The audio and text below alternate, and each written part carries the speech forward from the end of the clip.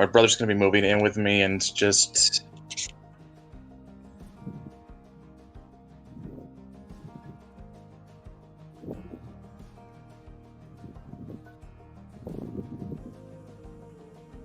cool.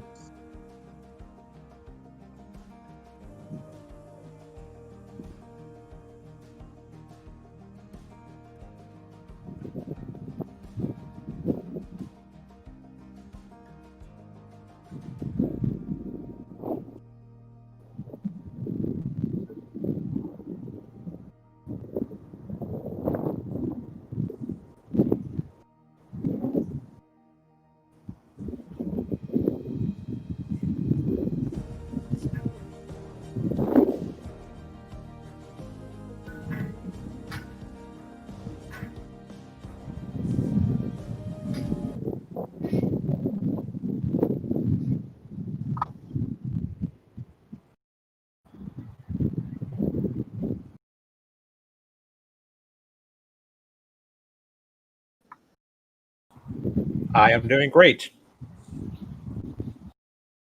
That's probably not me. Nope. Hey, me either.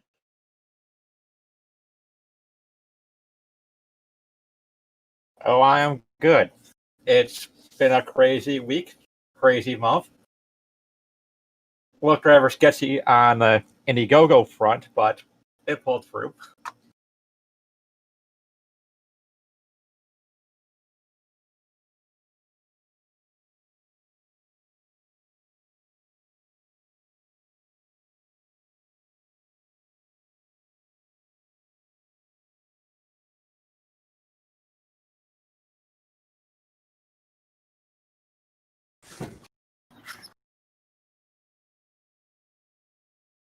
I think it was a month.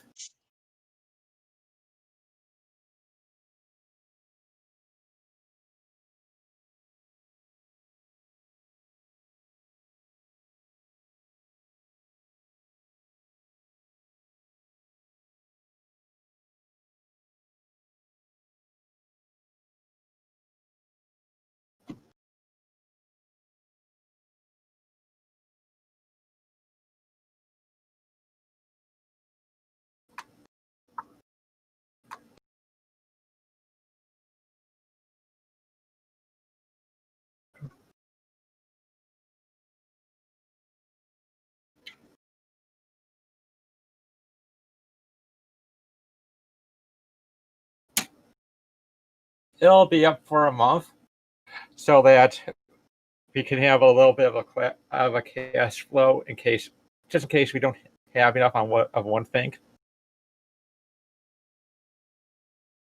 Yep.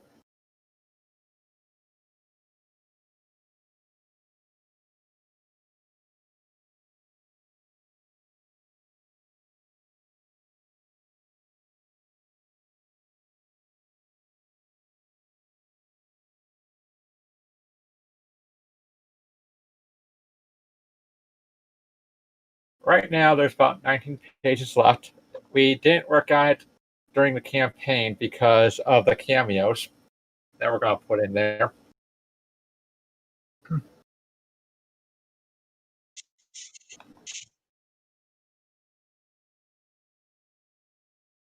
Yep, and the rest of the week will be getting all the information for the cameos.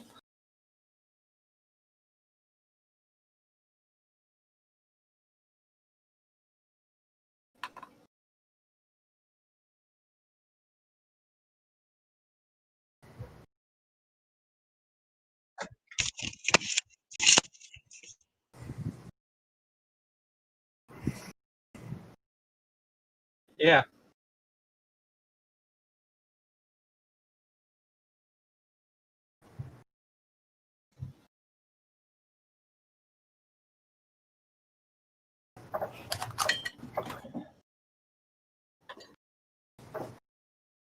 Well, I believe it went beyond the halfway point.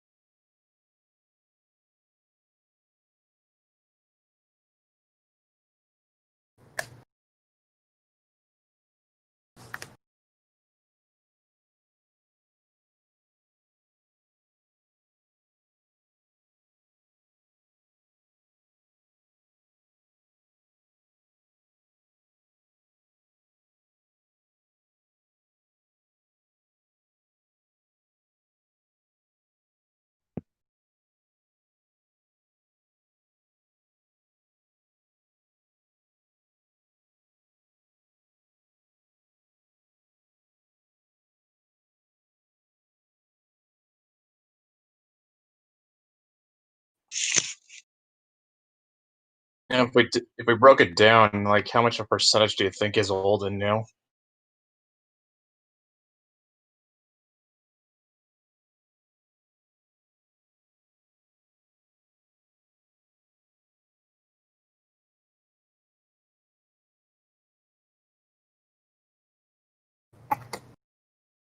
Yeah, I agree with that.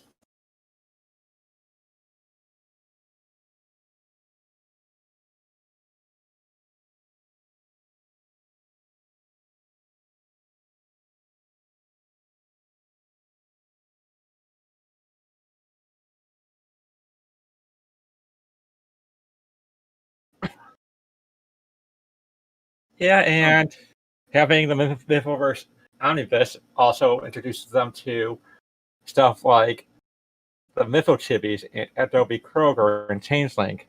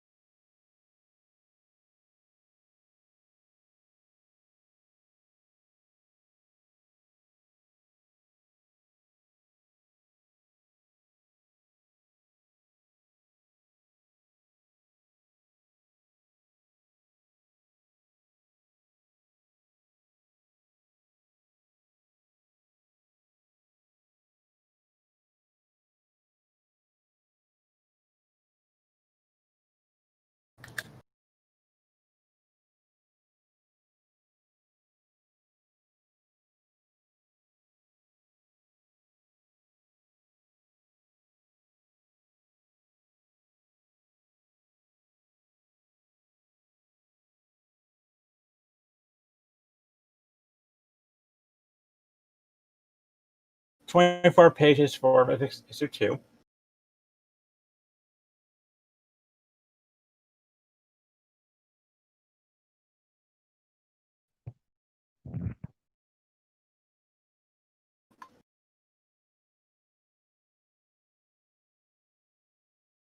26.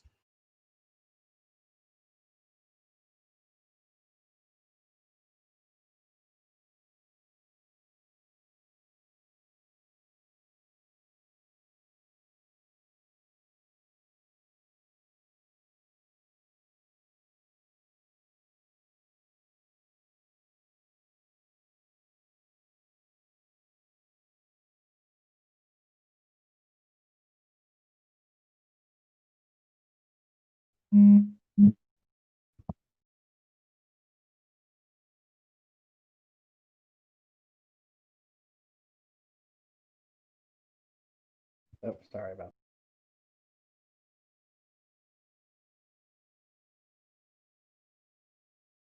that. Huh. I can hear you, Dan.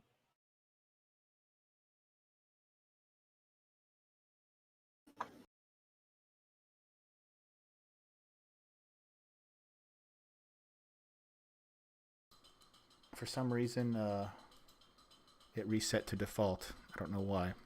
But anyway, okay, That's handy. I'm back on. So for a couple of seconds there, you probably heard some dead air while I fixed that, but we're fixed now. Anyway, so yeah, we got a lot of content coming out. Very, very proud of how much we're getting done. Not just Matt, Brett, and I and our teams, but everyone else in our community is really stepping up. Dylan is a prime example. I've referred to him privately as a creative factory right now, in the amount of work he's doing and the amount of improvement he's shown. And that's why he's getting work. He's getting paid work because he's stepping up and showing us what he can do. And that's how you get my attention. Just show me what you can do. Don't talk a game. Just put up. Anyway, so before we go any further, I want to do a simultaneous chug in celebration of Matt's success. So Matt, do you have something you can chug? Yep. Okay, how about you, Brett? Do you have something you can chug? Sadly, no. Do you have something you can pretend to chug, like water? Not on my person at the moment. Don't worry about it then.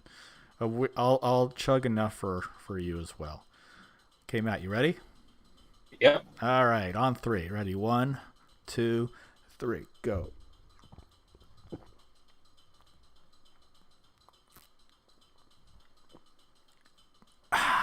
All right, that's good.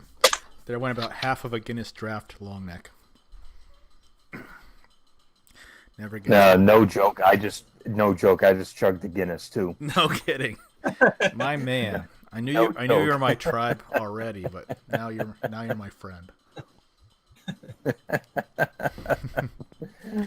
All right. It would have been better for an Irish car bomb, but it'll do for now. I haven't had one of those in far too long because bars have been closed for most of the year, and there was a saloon near where I live that opened up for a week by pretending to be a restaurant. They actually hung up a banner that says, "This is a restaurant," and he brought in like a little stove, and he made hot dogs and grilled cheese. But it was all just a way to skirt the regulations. But he's closed again now, so I haven't been able to get back there. And I haven't had a proper Irish car bomb in a long time, so definitely looking forward to that opportunity if it ever comes back. Just get the off-brand, not off-brand, but get Carolyn's Irish Cream instead of Bailey's. They'll save you a lot of money. And Nice. then, of course, just get Jameson. Get a small bottle of Jameson. That'll be cheap. Mm-hmm. And then Guinness, of course, isn't that bad. So that'll save you most of your money. Is just get Carolyn's instead of Bailey's. And it might not be an official car bomb, but it's close enough. Yeah. What's your record with a car bomb? What do you mean by record? Like how fast can you get it many? down? Oh, dude, I drink that crap like it's water. That is without a doubt, that is my favorite mixed drink. I think my record is 2.5 seconds from dropping it. But that, I think I was like 1.8 or 1.9, something like that. Nice. We'll have to race one of these days. You're on. Neostar showed up and does his thing. Glad to see you. The dynamic entry that steals the scene. Riser Man stands before you. So Neo, I'm guessing, does Riser Man say all these cool catchphrases whenever he shows up to bust some heads? Well, he did say it was based off Darkwing Duck. Yeah, the terror that flaps in the night. That's how it starts. And then he comes up with a weird metaphor. Mm-hmm. And then it's I am Darkwing Duck. Oh man, if we could get Jim Cummings to voice a character for the Mythoverse. We should be so lucky. Hey, money talks. If he needs money, I can probably make it happen. Anyway, so back to Mythics. So we got 19 more pages to go, and you should get the information for the cameos this week. And how many cameos are you going to have to account for? Let's see. I know there's at least 10. It's going to be a lot to fit into one story. Oh, hey, Well, buddy. Beth told me that she could do at most 20. At most 20? Oh. Yep. My toddler woke up, but he's being very, very quiet for the moment. I'm just cuddling him, trying to keep him happy. So I'm a little bit distracted, but go on, guys. So, and are all these cameos going to be people, or some of them are going to be books, or? There's one that's going to be a book. It's going to be an ad for a book. Mm-hmm. Some of them are going to be characters. Okay. And do we know So which it really ones are was which? anything. So it was pretty much anything goes, right? Yeah.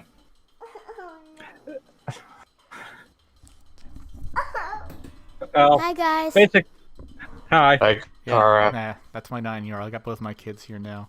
My toddler's in that I hate the world because I just woke up state, so I'm just trying to keep him happy. And my little girl over there is doing her thing.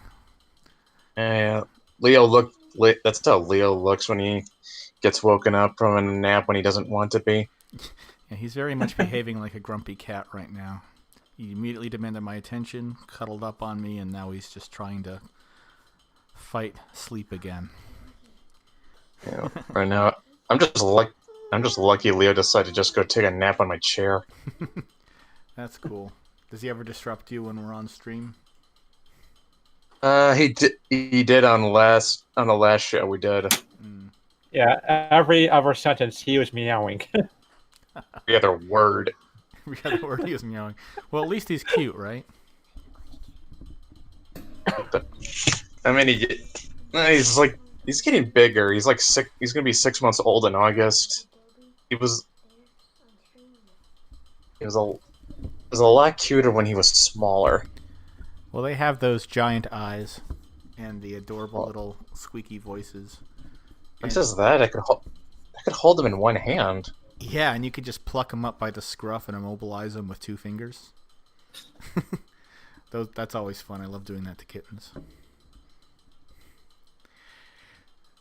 So, for anyone who is watching this and is joining us in our celebration, you do know that there are still 20 minutes left on the Kickstarter. And let me see how many minutes remain on the Indiegogo. We have, 7 hours. Okay, we have another day for that.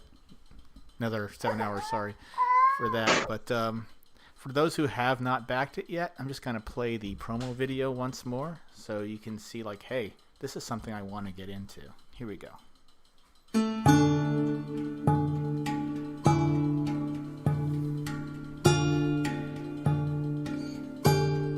When we last left Althea Fletcher, she had rescued a baby changeling from a coven of witches, and there were indications that there was far more to the incident than she had initially thought. The day after the arrival of Morella as backup, Althea Fletcher is sent on another mission into Blue Creek Metro Park, this time to deal with a Spriggan stalking its grounds. Although the Spriggan does not seem like a threat, once it finds a home, it becomes malevolent to any trespassers or perceived trespassers. Althea is apprehensive about the mission, as she has a crippling fear of Spriggans. Will Althea master her fear? Why is there a Spriggan haunting the same park where a coven of witches tried to sacrifice a baby changeling? Do they cause the Spriggan to be there? Find out in issue 2 of Mythics by Matt Trin with art by Beth Varney. The first of the continuing stories of the Mythoverse shared comic universe, now on Kickstarter.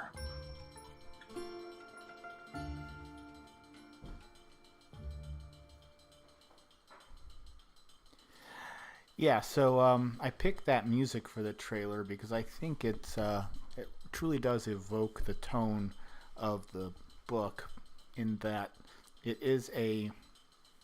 does have action in it, but it's primarily concerned with supernatural problem solving and mystery. Althea is someone that can bust some skulls if she needs to, but she's in a situation where she really can't without putting herself at risk from the Order of the Carolingian Cross. So most of the time, when she's called in to deal with these things, she has to be very aware of ways to accomplish the goals in a subtle and discreet manner. So what that means is she has to understand the creature she's going after, she has to know their weaknesses, and she has to be able to play against them. Like, Oh, guys, I don't know if you checked the Kickstarter just now, but yeah, we'll take a look. hold on. You have another backer? Yep. Nice. So we're at 2454, 76 backers. Like I was saying, Matt kind of sucks now that you actually have to do this, huh? Oh yeah. As I said on Twitter, it looks like I have to do some real work now. Yeah. Yeah. Okay. Oh, the enchanting Althea, says Neostar. Yep, she's definitely enchanting, and she has a hell of a washboard stomach, as Adobe loves to continuously point out to her chagrin. And Neostar says, I backed so many Kickstarters, only donated $1. Sorry to get the whole package. Physical form is a little bit pricey. That's fine, Neo. Oops, that's not him. Sorry, I misread that. Sorry. I got my glasses over there. That's Josh. Okay. Thank you, Josh. Sorry, I misattributed your chat to Neo because I'm blind. Anyway, so every little bit helps and every little bit encourages us to continue doing what we're doing. Because even a $1 backer means that someone likes what they're seeing enough. And that's Josh. Okay, look, I don't have my glasses on. I have to squint. Plus, I have a baby on my lap, so I can't lean that far forward. Okay. I mean, it could be pronounced Josh. Well, I'm gonna go ahead and say that even if he donated $1, the rewards that I had set for reaching goals, he'll be getting some of that. He'll be getting that as well. Nice. So you see, even though you only donated $1, you get something, and something more than just our thanks for supporting our crazy little independent comic endeavor here. Because there are so many choices out there in the crowdfunding sphere that to set aside, the resources that you may not have as much of in current year, given our situation, it really means a lot to us. Like even if it's only $1. So thank you very much. And I do like that Matt set up his Kickstarter to reward those who weren't able to necessarily contribute a large amount by having those little stretch goals. So what were some of those? Can you describe what some of those are? Hi. Well, basically, what it is that you'll be getting the plot outline for Volume 1, the scene breakdown for Volume 1, the original script for Issue 1, character bios, glossary, that kind of stuff. Mm-hmm. So, 2 of those will be in the Volume 1 trade paperback. So, you're going to get to see what people are... You've gotten early access to what people are going to see in the book. Excellent. That was a very good idea to include those. Josh says, my name is Joe Ash, and Neostar says that's a cool name. I agree. Very cool name. Sorry I mispronounced it. Anyway. I'm loath to linger too much on these bikini shots because we'll probably get taken down. And there's Dylan. So you can see I just blasted right past that picture. I'm not going to allow that to take us down again. I call it the Stream Killer Special. The Stream Killer Special. So, what we should do is have him do a variant for all of our campaigns. And just, see... We'll take, a betting pool. We'll leave it up and see how long it takes for our streams to get taken down. Probably not with Changelings so much. Probably not with Changeling, but I'll be happy to do that with the Adobe Kroger campaign. Just for fun. It's become something of a meme at this point. In our Discord, he is known as Dylan the Stream Killer because he has taken down 3 streams with his artwork. 2 of ours and 1 of Lenore's, I believe. I do know one of them was Lenore's. Though that one I take responsibility for it because I sent her the pic. Yeah, this time it was Brett who sent her a different piece of art from Dylan. Makes you wonder what Karens have against the Mythoverse. It's more like Karens have a problem with Dylan. And it's more like the algorithm as a Karen because supposedly videos of dunes have been getting flagged as porn. Oh my gosh, it makes I- sense now. The algorithm is a Karen. Or it was taught by No, a Karen. no. This is unacceptable. No, where is your manager? I am the manager. No, you are not, because you're the one who is spreading this filth across this television, and my child is seeing it, and you are corrupting him. Oh boy. If only wonder, that were an exaggeration.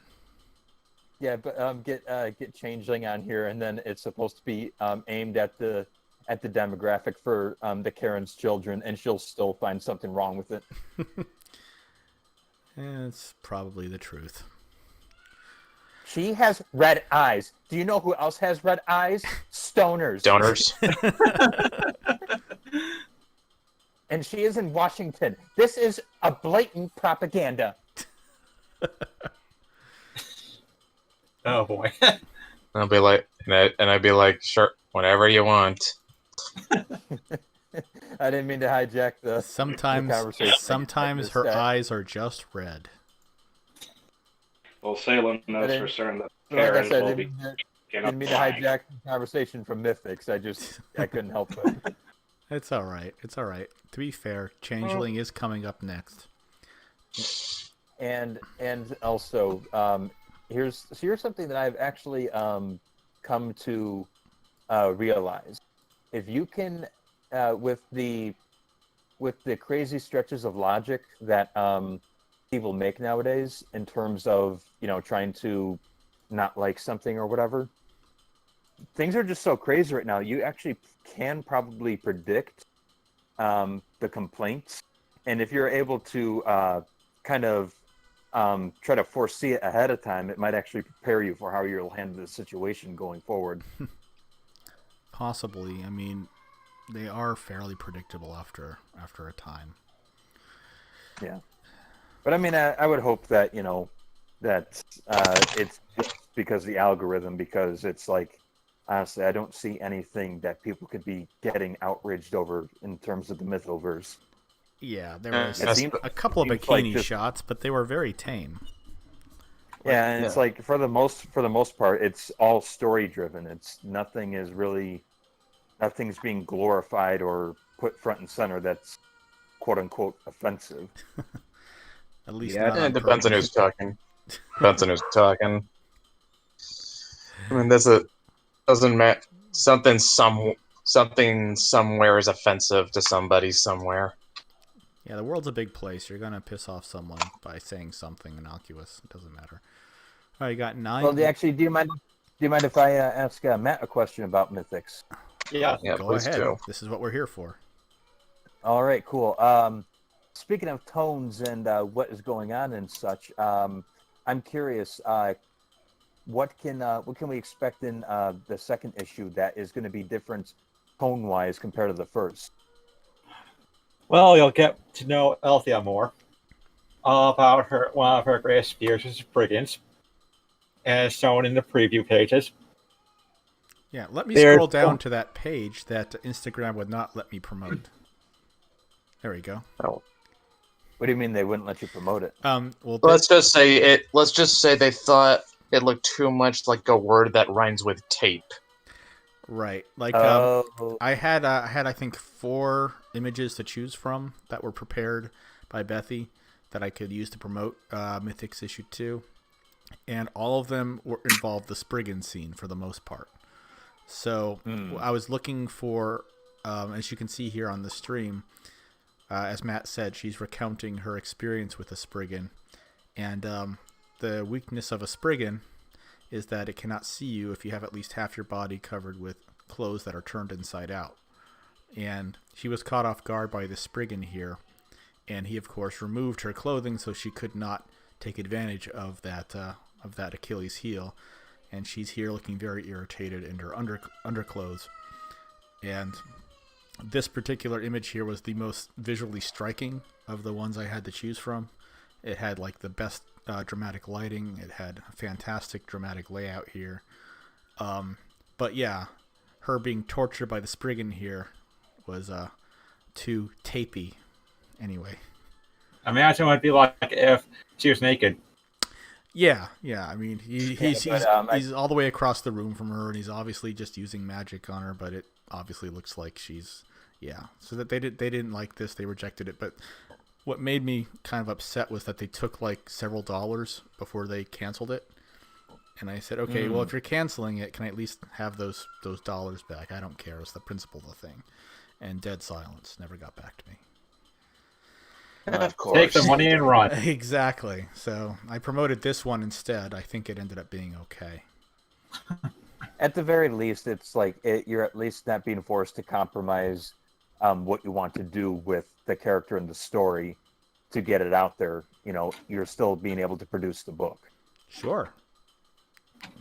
I'm just trying to look for a positive, because it's like there's so many projects that's like they have to water it down if they even care to see the light of day. And it's the truth. In this case, it is a little uplifting that Matt is able to get his original vision realized instead of having to compromise. Yeah, I think that's the best part about doing our own thing, which is what we're doing now. Yeah. Like, we're totally doing this free and clear, just Matt, Brett, and I, and all the artists we're working with. It's our own operation, top down. I mean, we control all aspects of it, from selling digitals and to print and all that. And we won't. And people who work with us, we will never ask them to censor themselves. You guys are sounding like 3 Thanoses now, and that's just terrifying. Yeah, well, you know, reality can be whatever I want it to be. How do I sound like a Thanos? I don't get that. It must be the dispassionate way you speak. All 3 of you are in charge, so. Yeah, we are. We are definitely that. We basically just decided that, you know, if we're gonna do this correctly, we'll have to be in charge of everything, because there's no point in doing this, because we all have day jobs. We all have day jobs. We don't need this to make a living. So if we're gonna do it, we might as well do it the way we want to do it. Hey, Tet's here. Sup? Yeah, Tet was our latest backer, actually. Or actually, knowing him, he probably no, upped he his increased. pledge. Yep. Yeah, that's what I was gonna say. He upped his pledge. Nice. Honestly, him and Alabaster, I have to like. I think I'd still stand by this. I would say if anyone's got the distinction of being the number one Mythoverse fan, that's Alabaster. But I think Tet gives him a pretty good run for his money. Tet gave us a huge boost at the end of our last campaign, so he got special awards that no one else got, that were handcrafted by us. Yeah, he got our first campaign fully funded at the 11th hour. He deserved it. Yeah, absolutely. All I have to say is that even if he didn't put in the money for the cameo, he would have gotten one anyway. Yeah, he's a guy that I would gladly give a cameo to. Absolutely. Yeah, mate. I might have to sneak in one of making his cat boy. I was saved. He had to changeling. The problem with Adobe Kroger issue 2 is I can only fit him in as someone Adobe murders right now. So I don't want to put any cameos in until issue 3. Because suffice to say, if you absolutely have to kill every MFer in the room, then that's what happens in Adobe issue 2. Are we going to see some Tarantino vibes? Yeah. No, I think it's more. I kind of got more of a kind of like The Bride at the end of Kill Bill Volume 1. I was thinking something more. I was gonna think something more like the Wachowskis, circa the Matrix, but that's probably more accurate. Yeah, I mean, she does have a Matrixy outfit, but she definitely does bring to mind The Bride, at least to me. Adobe kind of gives me the impression of Sam Jackson in Pulp Fiction. No nonsense. Oh yeah. Asking you. Oh no! I will. Thing. I was thinking more like, and I will smite thee down with great vengeance and furious anger.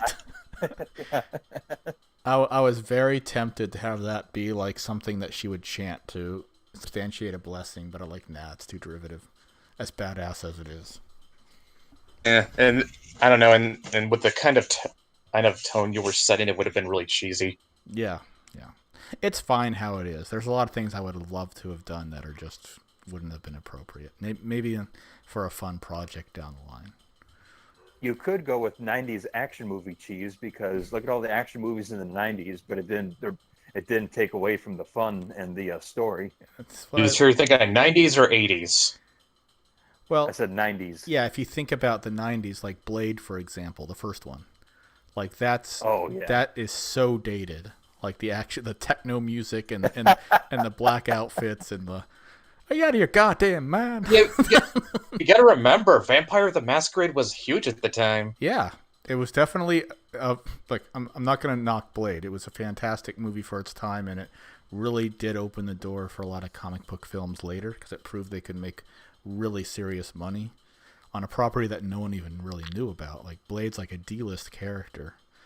I mean, if you're talking about what's interesting too is because a lot of the comic book movies, for the most part, they're made to appeal to a wide audience, whereas Blade was a very niche audience at the time, given that it was rated R, and yet it was kind of one of the trailblazers. It absolutely was, and it was a fun movie. Like looking at it now, it's definitely kind of like, ooh, look at those effects with the skeletons. They're really bad. But, it was still fun. People tend to forget. Here's something else people tend to forget when people say, like, DC can't. DC is behind the game and the comic book movies. Remember, guys, Blade wasn't made by Marvel or Disney. Blade was made by Warner Brothers, the same guys who were making some of those DC films at the time. Yeah, but they also got to look at the people who are behind Blade too. Well, we got 35 seconds to go on the Kickstarter. I'm just going to let this one play out right here on our screen with the nifty WebSocket technology that's giving us real-time updates. 20 seconds to go. All right. Looks like we're going to end on a very high note here. 76 backers, just under $2,500 on the Kickstarter. So all told, you're going to have almost $2,500 if my math is right, just shy of it. And, do we have the percentage of how much it exceeded? Yeah. Let me pull it up. All right, there are the fireworks. Congratulations, Matt, on a successful campaign. Mythics Issue 2 is underway. Yep. According to, it's about 122% funded. So there's your answer. We got about 20% extra on this project. Yep, 76 backers pledged 2,454 to bring this to life. So congratulations once again. I'm never going to get tired of saying that. Every time we succeed, it brings us, that much closer to really making this stuff happen. Our launch campaign was nice, but it really doesn't mean anything if we can't do it again. And Matt has done it again. And I think out of all of us, Matt has really shown a severe amount of backbone and perseverance. I mean, he's been working so hard on this. He had to run his campaign a second time. He had to rethink it from the ground up, redesign it. He did all that, launched it, promoted it, and he has succeeded. So I'm going to drink the rest of my Guinness to you, Mr. Matt. Here we go. Congratulations, Matt. Thank you. So happy to see this funded this time. And forgive me, but I've got another question on my mind, if it's okay. Might be the journalist bit in me. I'm sorry. But I am a little curious. What's going to be the unique challenge with issue 2 as opposed to your first issue? Because a lot of people say that the first issue can sometimes be the hardest, yet there's got to be some sort of unique challenge that's continuing the groundwork that you've laid out. going forward. There's got to be something else that you're having to live up to compared to the last time. There's going to be more pages to it. I'd say the okay. challenges. And depicting people the way they want to be for those who want themselves in the book. Well, as I've always said, I'm not going to speak on behalf of Matt. This is just me. From where I sit, what sets Mythics apart from the other two books is that it's probably going to end up being the most lore-heavy of the three Mythoverse titles because of the nature of the protagonist and the challenges and how she goes about it.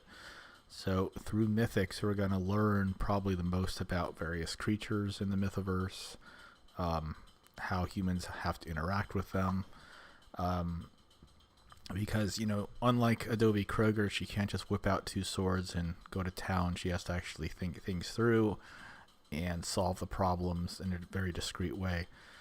So that means we get more information. It's kind of like a Sherlock Holmes book, And I think that the fact that she was drawn as Sherlock Holmes to Adobe's Watson is no coincidence. They have a very similar kind of relationship. In that if Adobe were working with Althea would solve the problems, and then once she's got the bad guy where she wants the bad guy, she would pick up the phone and say, Adobe, bring your service revolver, and then she'd come and bust some heads. Or the Adobe Smash. Or the Adobe Smash. It's like, yeah, like in the Red-Headed League, where after Holmes worked it all out and figured out where they were going to be digging, they sat there and he brought some muscle along. And Watson always brings his faithful service revolver. So similar kind of thing. So as a result of that, what we got here is a book that's got a lot of cool world building in it. It's got a lot of cool information about how magic works and how the different factions interact with one another. Adobe's story is, at least for the moment, focused mostly on her own struggle. And everything sort of happens around her, but Althea, we get a sort of a broader view of how things play out. And with Changeling, it's a similar kind of thing. It's mostly about Maeve's struggle to come to terms with who she is. And we learn a little bit about the Fae, but I'm seeing a lot more information come out in the Mythics book. So that's probably going to be, if it were me, that would probably be the most challenging thing about it, was being able to incorporate all of that into the story and keep it engaging. But I think Matt's well up to that task. Like, he doesn't just say, hey, Spriggans can't see you if you turn your clothes inside out. He actually works it into the narrative. Sometimes you mean he actually organically incorporates it into the story? Exactly. Yeah. So, Tolkien did it. Matt, Dune you're did it better than 90% of comic book creators out there right now. Yeah. So that's one of the things I'm looking forward to mostly. Matt's done a lot of work with Brett fleshing out the rules and overall history of the universe we're building here, and a lot of that's going to come out in the Mythic story. Neostar asks, will we see Althea use a writing crop? I don't know, will we? I don't know, does Althea do horseback riding, Matt? Does Althea study Barutitsu? I think at this point it's going to be up in the air for now. Yeah, Neostar says he loves the comparison to Sherlock and Watson with Adobe and Althea. That just sort of happened organically. Because the characters were created independently of one another. But there are different methodologies and philosophies and comparative IQ levels. Like, Adobe's not stupid. But I've always told Matt I picture Althea being at least one standard deviation, maybe two, above Adobe, to the point where she's much more of an intellectual and much less necessarily of a person of action. Whereas Adobe might be very good at thinking on her feet, Althea's more of a strategist.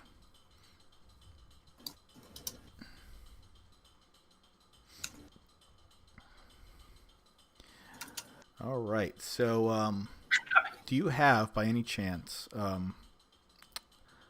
Mythics issue 3 planned out, Matt? Issues 3, 4, and 5. All right. Not that I'm rushing you or anything, but we're gonna have to get cracking on those too. Well,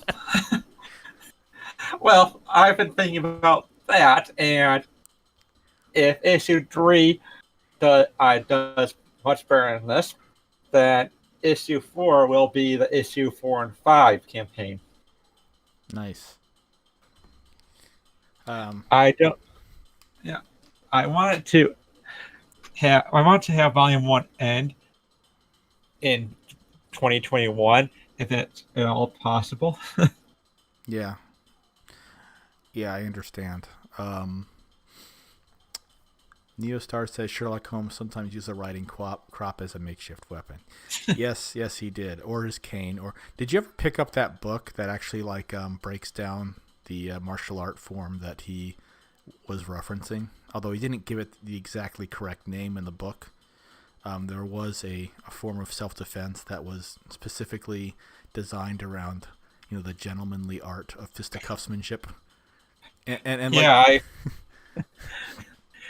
Yeah, I remember watching that scene when I was younger, where it's a Jeremy Brett series, and he explains to the ruffian who he's beating up in self-defense, of course, that only a ruffian would use the back of his hand. A gentleman uses the front.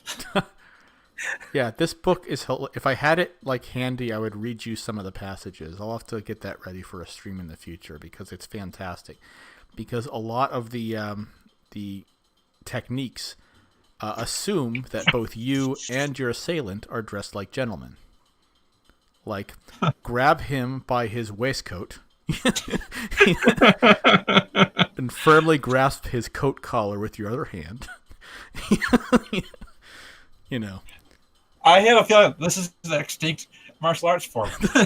Well, it's very specific for its time, and it, like I said, it is designed to be employed by gentlemen. So you're assumed to have a walking stick, you're assumed to have a hat, and there's even a whole section dealing with a ruffian on a bicycle. Like how would you dismount a ruffian coming at you on a bicycle? Or if you are on a bicycle and you have to defend yourself from someone coming at you, what's the best way to do so? And there's actually a technique that involves hurling yourself over your handlebars on him at full speed. It's a fantastic self-defense manual. I will have to get it for a stream in the future. Well, for some reason, I can see a Victorian style John Wick movie. Yeah. Reading this book made me wish people still dressed this way because it was like they really were quite elegant. People cared how they looked when they went out. Well, when it comes to the reason why Althea is built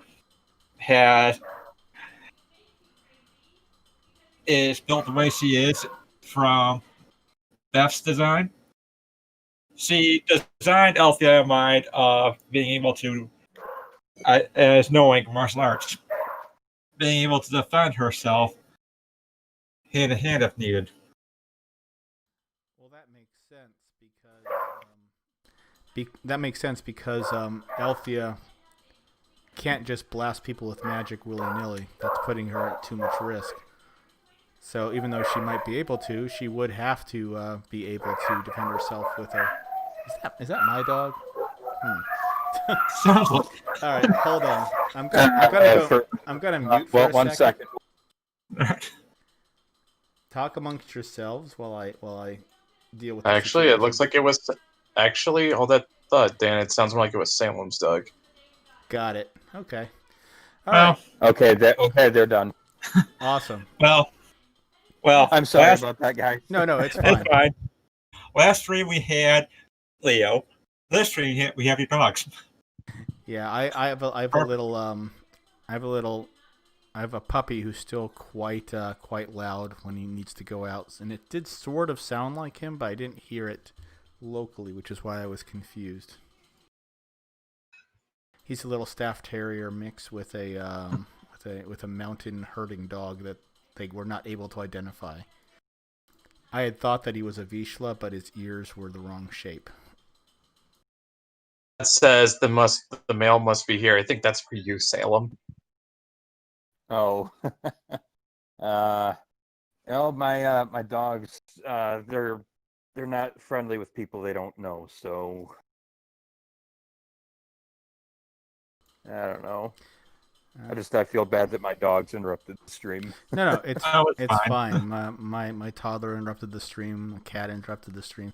It's okay. This is an impromptu celebration, more so than anything else. This must be the power of the parents. They don't want to see Althea succeed. Oh yeah, well just for that, if that's the case, I'm just gonna go ahead and put the Dylan image up and see what happens. There we go. Oh no. There. Do your worst, Karens. Look at that. That's my God. that is the variant cover featuring Althea and Morella that will be offered to backers of this campaign.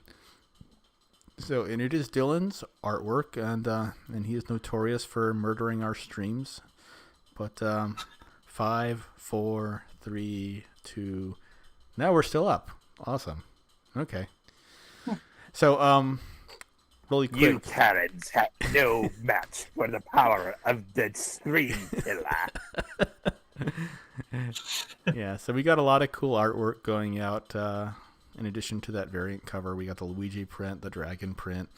Now this is the beach print here that the other Leandro, who I called Leandro 2. Unfortunately, he's been unavailable for the past several months. I've been trying to get him to commission some new artwork for the Mythoverse, but he's been pretty busy. We got this one by Travis Martinez. Now, this artist also designed a Dakimakura featuring Althea, right? Yep. Nice. That'll go up on the store as soon as we get around to it. This here is the cover for the Omnibus issue 1. And Mytho Chibis, and there's so much cool, exciting stuff here. I'm really proud of how far we've taken this little endeavor that started more or less by accident. But it just goes to show, you get involved with the right people that have the right motivations, the right energy, and the right work ethic, and above all, patience and persistence. And this is what it can get you. We got 3 successful campaigns under our belt right now, and there's going to be 2 more very shortly. We got... if you said in an Italian accent, you would have sounded like a mob boss. Well, yeah. Well, you know about the right people. You know the right people, yeah. I'm the precise opposite of Italian, but yeah, I see where you're coming from. You can succeed in 3 campaigns. 3. All 3 of them. Anyway, so I, for one, am looking forward to seeing what happens. Even I don't know what happens. I've read the script, but it's something different to read the script and then to see Bethy bring it to life, because she's gotten so much better. She's improved. The very first time I saw her work was it was in this 3-page, or I'm not sure how many pages it was. It was a preview of Althea investigating a Spriggan cave. And if I were to place that side by side with, like, for example, this page of Morella and Althea, it's like, is this the same artist? Holy cow. Yeah, she's... You could also say that about the original version of the 5 pages that you saw. Yeah. So this is why I think she was a good choice. She is not complacent. She's constantly pushing her boundaries. Like these little visual touches here, like Morella's clear jacket. There was nothing like that in the previous issue, but she's definitely experimenting to keep things visually interesting. I've complimented this landscape, this cityscape many times, but it definitely bears complimenting. This is more or less, how a city would look with the sun set behind it. It would turn into a silhouette. Then we have these beautiful trees here that look like, Bob Ross himself stepped down and tapped his little fan brush on the canvas, saying, we'll give him a little friend right there. We'll give him he looks lonely. Let's give him a friend. Yeah. And there's a whole bunch of those, and then there's this little light source here, and everything about this issue screams improvement. So I'm looking forward to this one, but I can't wait to see what she does for the next one. So very, very, very good stuff. I think that one of the reasons why I want to push issues 4 and 5 together is because I'd like there to be some consistency in art style because of how much she's improving. Well, if Bethy is like most of the artists I know, anything she did last week is terrible. Anything she did last month she can't even look at. And anything she did last year should be burned. So I'm getting the impression that, she is that way because of how much she works at improving. But, if you look back at your old work and you say that sucks, it means, yeah, you have improved. So that's a good thing.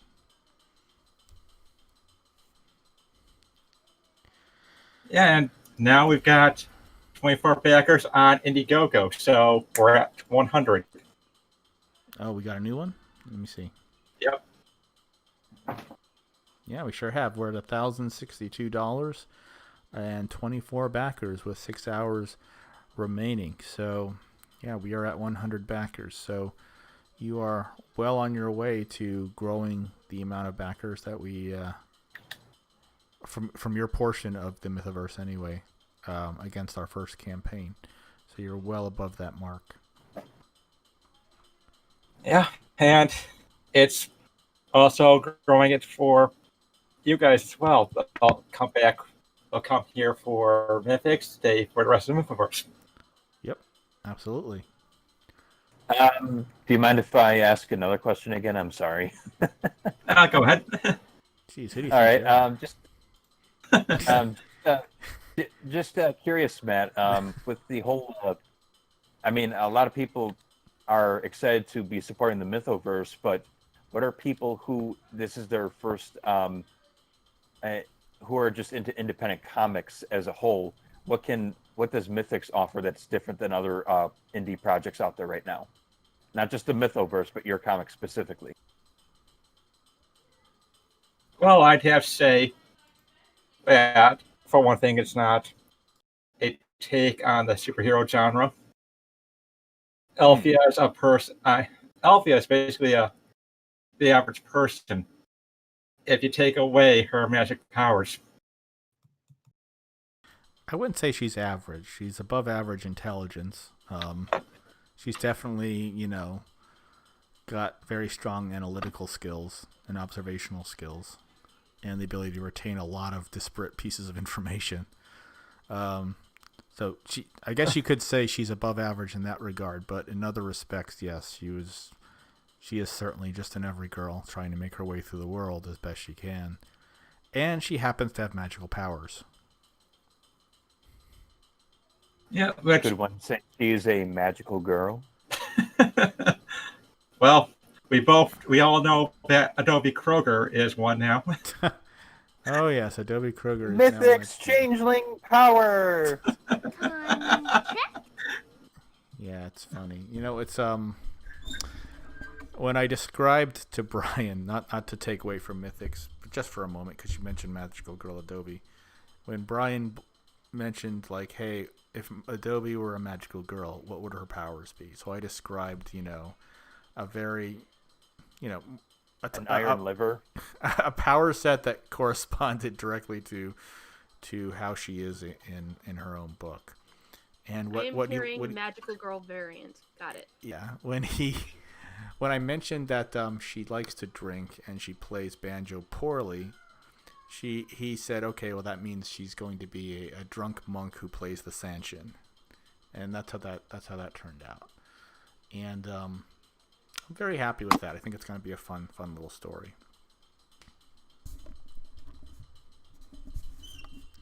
I mean, this says Brian we're talking about. Yeah, yeah. I've read the script. I helped him edit it and gave some input, and he's definitely got a fun little romp going there. That's also got a lot going on emotionally.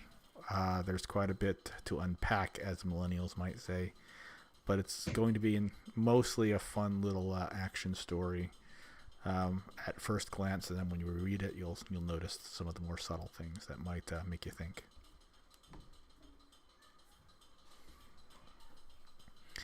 So, speaking of the Mythoverse, well, now that Mythics is all funded up, I did want to take a moment to show off a piece of art to get everyone excited for our next campaign coming up. And that's this right here. This is the cover, the completed cover for Changeling issue 2. Just slap the trade dress on it. And what we have here is Victor's line art with Ginger's colors. And it is, again, much in keeping with the theme we've been harping on here tonight, a huge improvement over the previous one. I think this is like so much more crisp and vibrant a cover that it really shows how far the artists have come in this short period of time. Just saying something because there isn't a thing about issue 1 I would change right now. No, issue 1 was beautiful. It had a lot of distinct visual identity, especially with the color coordinated textured backgrounds underneath the panels that took on the color of the dominant color scheme of the page. So you got the impression it was like those smart TVs that would shine LED lights on the wall behind them based upon the dominant color on the screen. So it gave you kind of an impression that the image on the screen was, spreading out onto your wall, which is pretty neat. And we got that same kind of impression from Ginger's color work in that way. But on this cover here, we got extremely intricate texture here on the trees, leaves, and grass, on the stump, on Gavin's body here, and even right down to Maeve's backpack being lit by this portal that's shining through the trees here. It's a beautiful cover, and it'll definitely catch the reader's eye because Maeve is front and center. She's staring right back at the reader, and although she looks a little bit like worried, it is kind of directly inviting you to go along with her on this adventure. Like, follow her through this portal. And that's perfect. This is like, I see this book, I'm like, I want to see where she's going through this portal. I'm going to follow her through on her adventure. So I want to see what happens. One little thing I do want to bring up though is that there was this was not the version that Ginger turned in when she finished it, because that blue tint that you see with the cover, that was a little edit that Dylan did. Oh. That when I showed it to Ginger, she was actually okay with it. Oh, well, there you go. Yeah. You might kill streams, Dylan, but you improve covers. Victor even thought it helped him improve the mood. It does. It makes it seem a little more ethereal, if that makes any sense, because it kind of, although this particular image is in our world, it is very supernatural in that there's obviously a portal to another world, and it seems to be overpowering the scene to the point where even our world is becoming mystical. And she's being pulled even further and further. By the way, this cover is a reference to a movie. Can anybody guess? Yeah, we're not going to say what it's a reference to. It's just going to be one of those Easter eggs. No, Matt and Dan know it, so they don't get the answer. I'm not going to say a thing. It is a reference to a piece of entertainment that is a lot more popular now than it was when it came out. It's become like more loved over the years.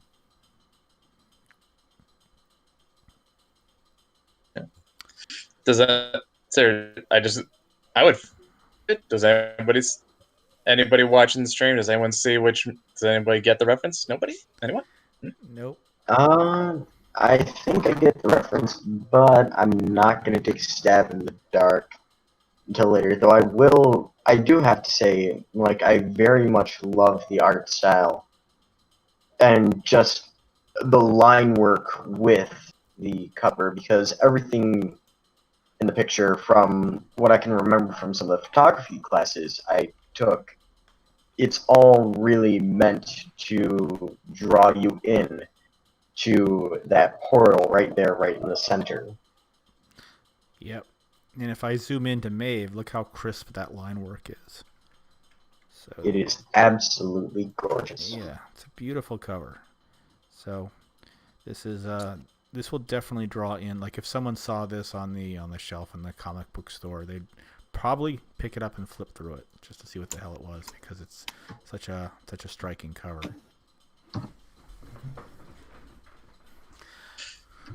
I should put this on a shirt.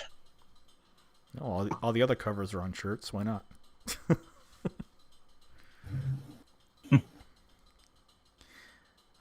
Someone, let me see. I can't. We need a. You know what? Now that I think about it, you guys need a Stream Killer shirt. Yeah, that would be cool. We'll send Dylan one. Yeah, that's how we'll pay him for doing all this artwork. We'll just give him a shirt that says Stream Killer on it. You should wear that for pride. Parody. Make him look like the Star Killer from that video game, but have him have, instead of lightsabers, just like holding a pen for his art, and then Oh man, what we could do with that.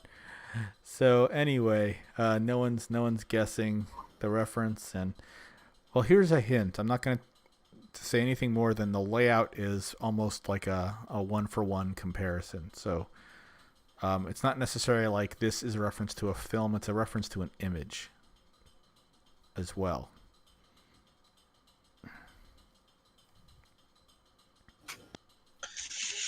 Yeah.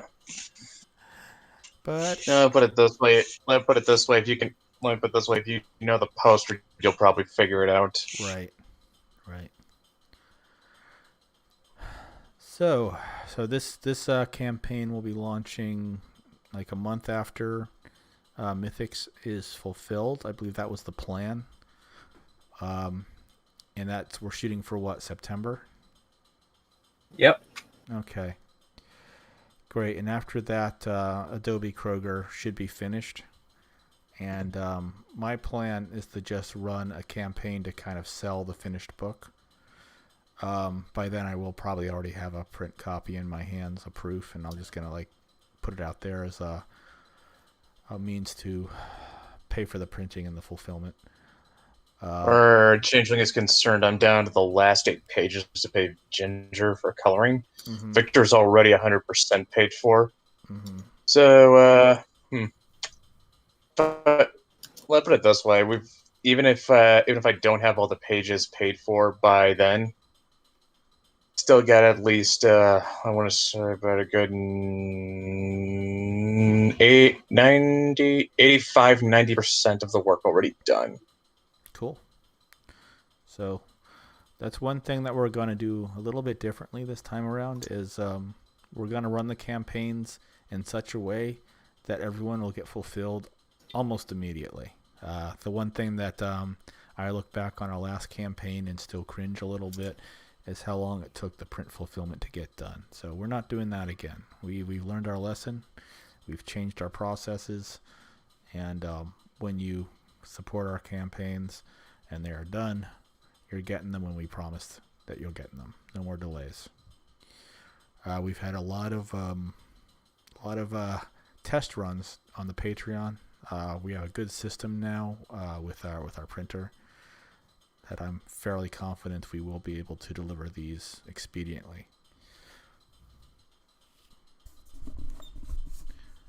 That was the one chink in our armor with that campaign, because as soon as the digitals were ready, we sent those out immediately. But our situation with the printer just kept biting us in all the wrong ways. And also, I think it sends a good message if you send a completed digital copy to the backers, because then they at least know, hey, it's done. Yeah, it's there. They're not scamming And us. even if they end up having to wait a little bit on the print copy, they've got something to hold them over. Yep. And that's something that we strongly believed in for our first campaign and for all of these campaigns too. Like, for example, Mythics 2 is not complete yet, but the omnibus is. So that's all ready to go digitally. So as soon as the campaign's done, I mean, I've already sent out the link. So Matt can start fulfilling that whenever he has a chance. And you guys that haven't had a chance to read all the other books yet, you'll get all 3 of the books and all the Mythochibis and a whole lot of fan art. And there's a lot of it, a lot of that when we put it all in one place. So lots of stuff to look forward to, lots of exciting things coming down the pipe.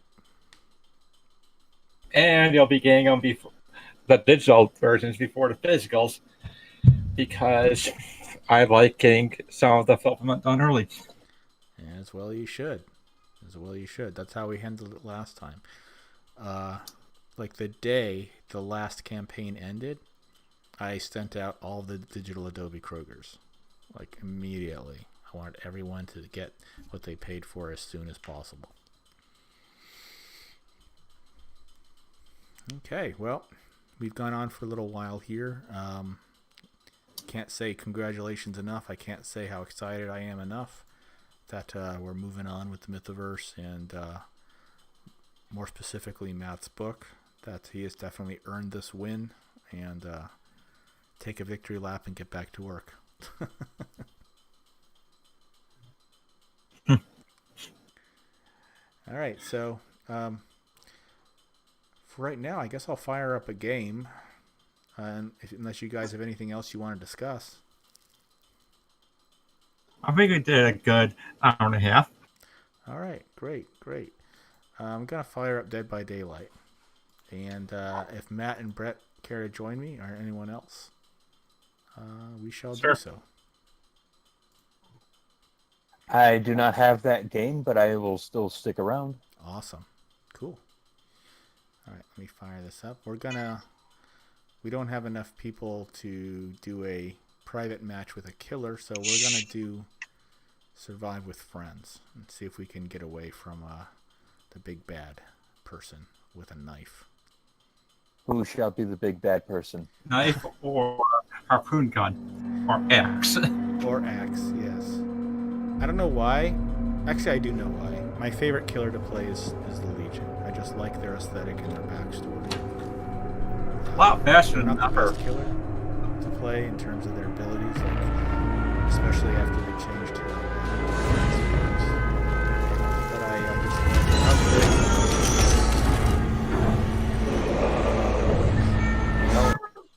If you had to, here, let's play a little mini game.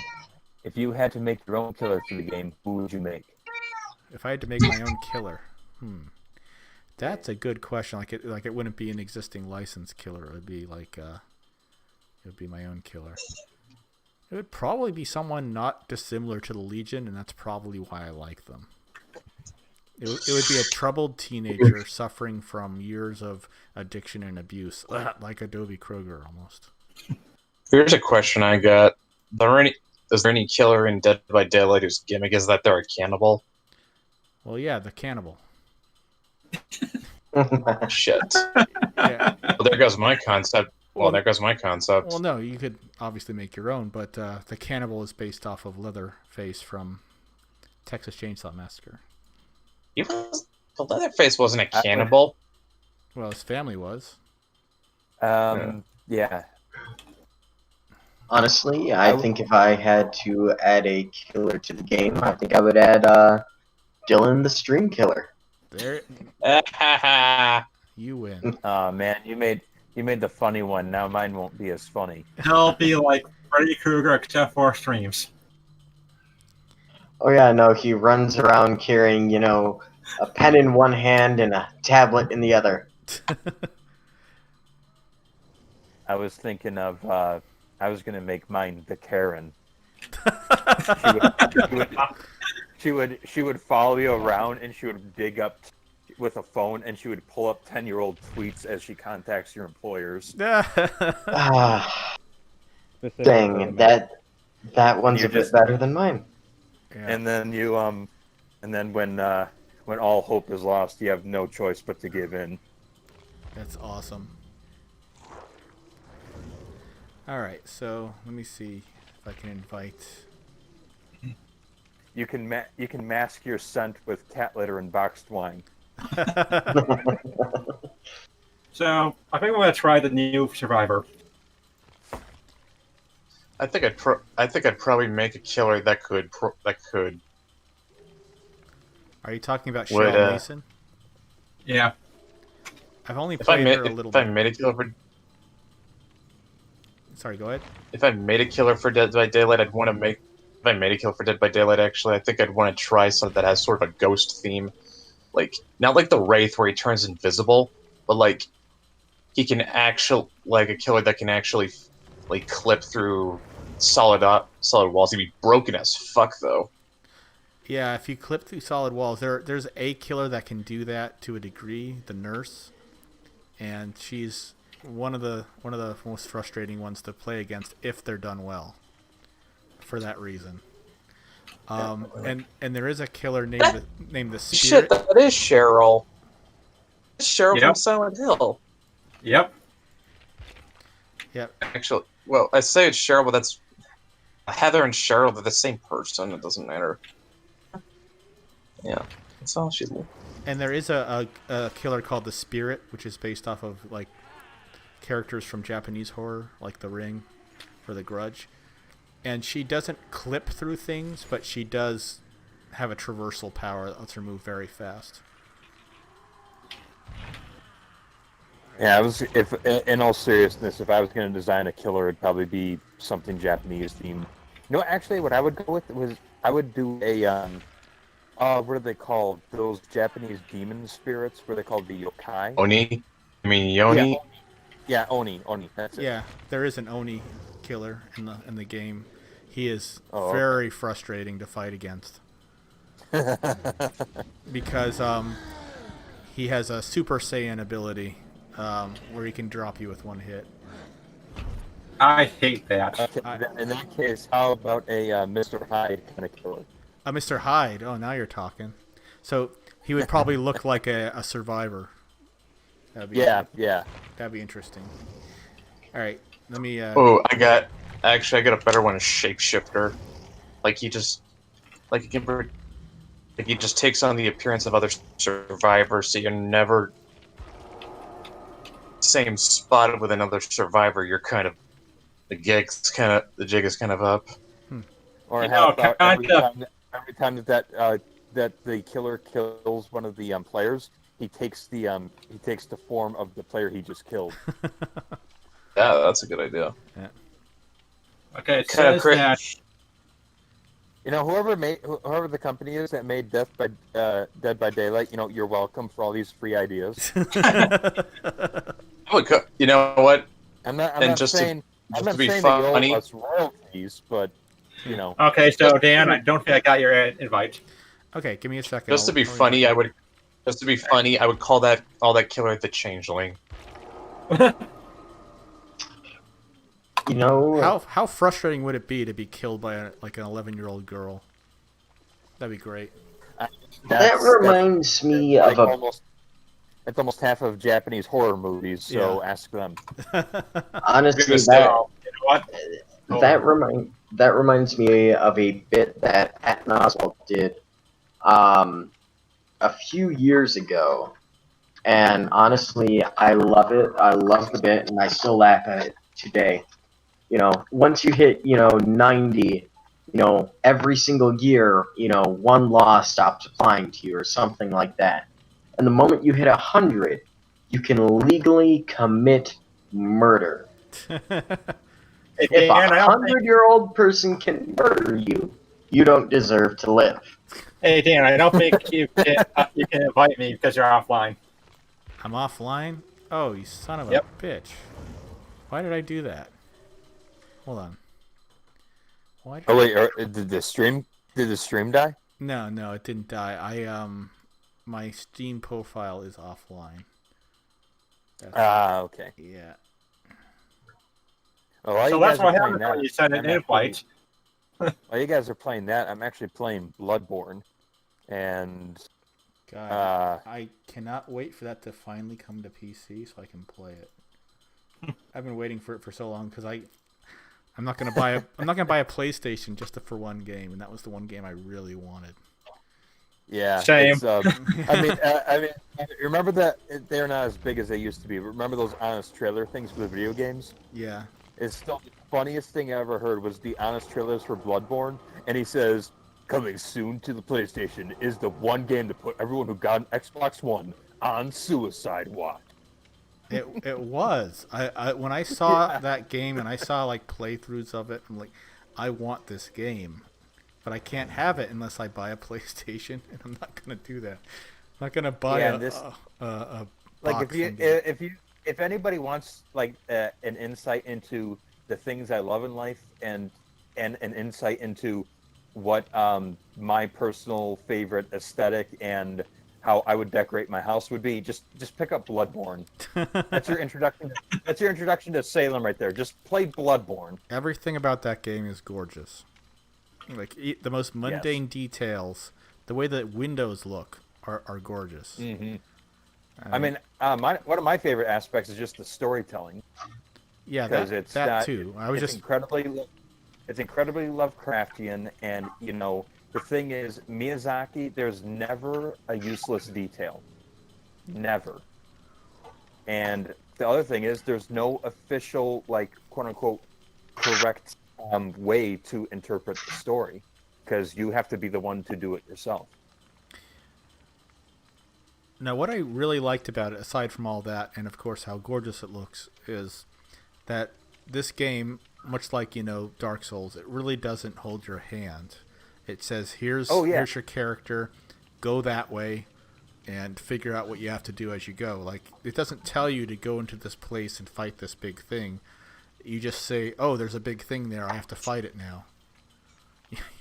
Yeah, that was another thing in that joke that Honest Trailers did. It's like, from the one company that still makes games for grown-ups. Yeah. Like, I mean, if we did have to make a comparison between Bloodborne and Dark Souls will, push you down the path, and it'll say, go on your own, but it'll keep an eye on you here and there.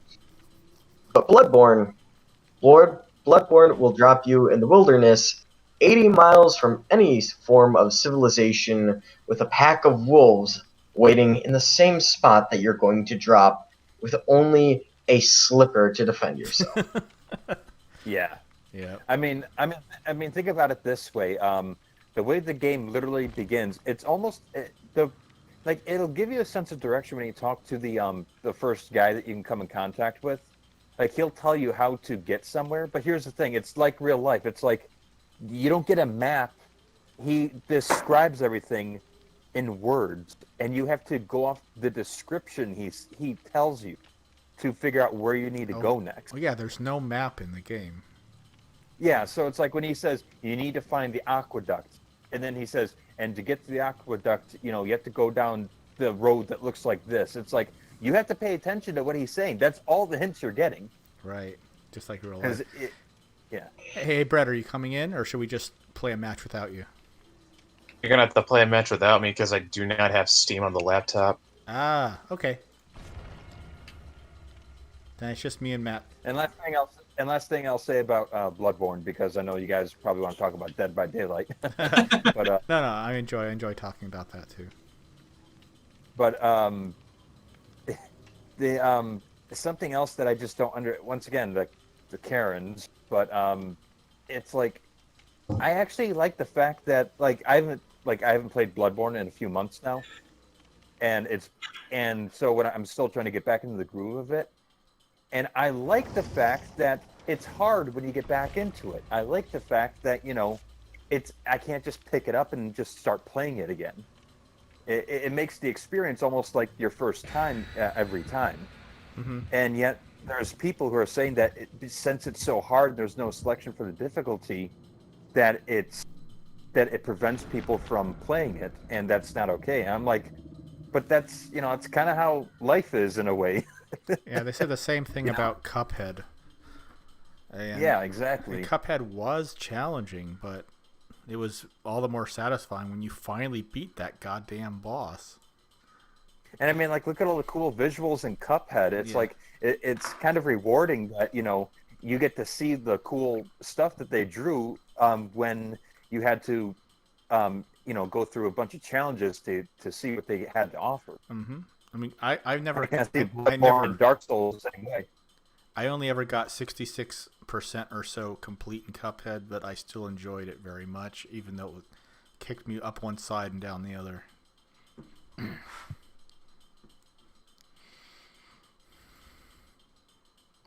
I felt I earned every win. Look, when I finally got the boss into phase 3, I'm like, okay, one more hit to go, because taking a hit in that game is very, very, very bad. And the cool thing about these kind of games is like you literally will learn from each time you lose, if that makes sense. Sure. Like if you're paying attention to what you're doing, you're going to see where you made your mistake. Mm-hmm. Because even though these games are hard, I would not say they're unfair. Yeah, the old Nintendo games that were reverently called Nintendo hard were unfair. Like certain things, like the way the controls were too stiff, or the way you got hit, that would knock you back into a pit, or enemies would respawn if you scrolled backwards on the screen. That's unfair. Mm-hmm. Dan, you just described how the first Castlevania worked. Yeah, well, there's a reason, because I still to this day have not beaten the first Castlevania. I came so close. Arcade games in general. Yeah.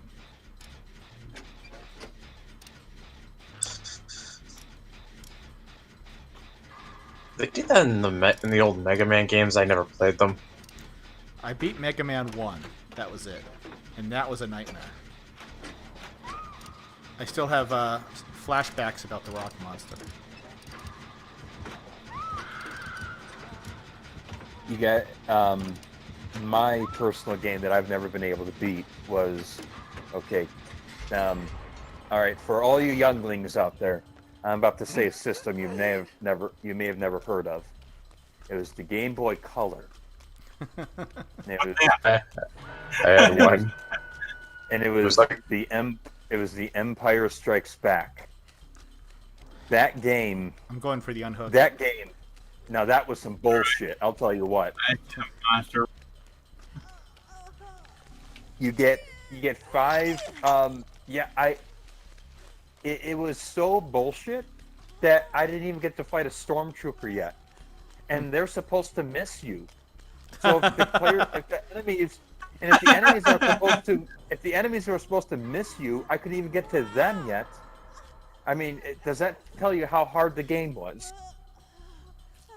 Yes. The only enemy I encountered was the Wampa, and that's it. I could not get any farther than that. It's like Dark Souls. And that's the other thing about that. Yeah, and that's the other thing about that game. Yeah, Dark Souls and Bloodborne pretty much hold your hand compared to that Game Boy game.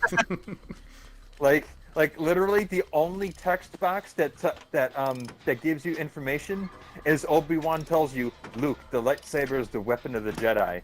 And then after that, I have not gotten any farther than that. That is the only line of dialogue I've ever encountered in that game. And I also had, not a hard game, but there was a game that still gives me PTSD. As many of you know, I am a huge Godzilla fan. Oh, and yes. I had the Game Boy Color, and I saw a Game Boy Color Godzilla game. I'm sorry. I Wait a thought it was minute. going to be Wasn't amazing. that for the cartoon that was on Fox Kids back in the day? No, this is this is the Japanese Godzilla. Except I don't Didn't it? have you any of you seen the Angry Video Game Nerds review of the Godzilla games? Yes. Okay, You might. one of the games I he know what you're reviewed talking. is that game. You you climb vines, and you try to grab the marker, and that's it. And when you punch the monsters, a big giant glove, like boxing glove, comes out of Godzilla's face. Oh, it's the puzzle game, right? I'm sorry, what was that? It was a puzzle game, right? More or less. Yeah, pretty much. And the oh god, the monsters, they look. I mean, they're all like chibi monsters, is what they look like. Yeah, And I know Does the it game look you're like, talking about. does it look like the Get Going Godzilla Land OVA? I don't know what that is. It was like Adventures of Lolo with Godzilla, kind of. Okay, Get Going Godzilla Land OVA, Salem, was an anime 3-episode anime OVA that was well, it was basically Sesame Street if you replaced the puppets with Godzilla monsters. Oh no. It was Are a we talking yeah. Levels of Godzilla's Revenge? No, actually, it's quite charming. It just teaches okay. kids stuff like how to add, subtract, and it's just. It was basically like. Why do you think I made the Sesame Street comparison? It was educational. Oh, okay. Now, I'll tell you guys what. Unfortunately, I can't find it on his original channel. But if anybody is familiar with this YouTuber called the Cinema Snob, he actually reviewed Godzilla's Revenge, and literally every reaction that Godzilla fans had to that movie, Cinema Snob pretty much embodies it. So if you can go into the depths of the internet and be able to dig it up, I recommend it. It was hilarious. As soon as because for those of you who are Godzilla fans, that movie is infamous for Manila talking, and Manila is the son of Godzilla. Oh. And so Cinema Snob, he's sitting there, and as soon as Manila starts talking, he just starts shaking his head. He goes, "Nope, nope, nope." And he said, "I would tell you what's going on," and then it shows like Japanese lettering. He says, "But I don't speak anime." But I'll just be that guy and just remind everyone, none of that is even real because it all happens in a kid's daydream. Oh God. That's the saving grace. None of that actually happened. No, but you know what the best part is? You got to hear the English dub of Manila's. I have. Oh God, I have. Over here. It's the bad Barney voice people put on when they want to make fun of Barney. and Manila, poor Manila, looks like he's on crack the entire time. Did I mention I hate the Doctor? I hate the Doctor. I hate the Doctor too. I think he is my least favorite killer to play against. I'd have to disagree on that one because Michael Meyer is the worst. Oh yeah, I think I've yet to face a Michael Meyer that hasn't downed all 4 survivors in one of his bursts. Well, you know, we can't be all special like you, Dan. Oh God. So the absolute worst used to be Freddy Krueger. Hey, is this the game where you have to like get the engine running up? Sorry, I'm not looking at your screen right now. Yeah, you have to repair generators and. Isn't Pigface from Saw one of the killers too? Yes. Yep. As well as. Yeah. Well, as well as Ghostface from Scream. Yeah, they licensed every killer except for Jason, because he's got his own game. They've even got Bruce Campbell for Ash. Yeah.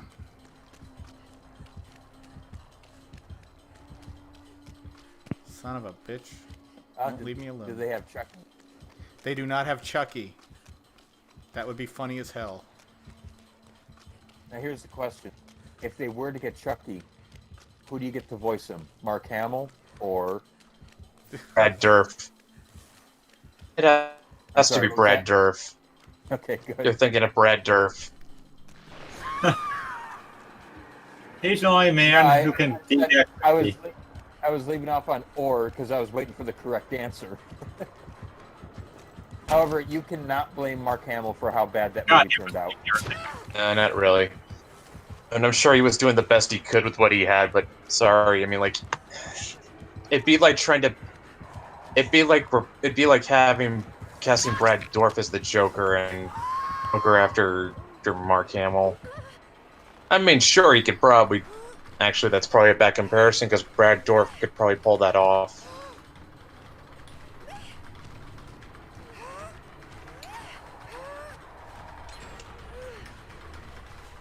Someone I also think could have pulled off the Joker would be Gary Busey. That's just his default state.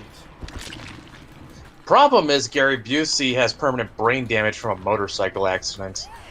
That's why he'd be perfect for the role. Okay, so I'm going to head towards you, Dan.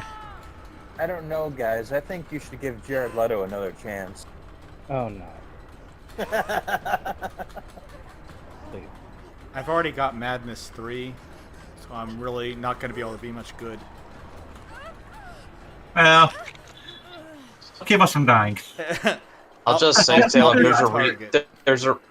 Salem, I'll just say there's a reason why BoJack Horseman compared Jared Leto to Honeydew.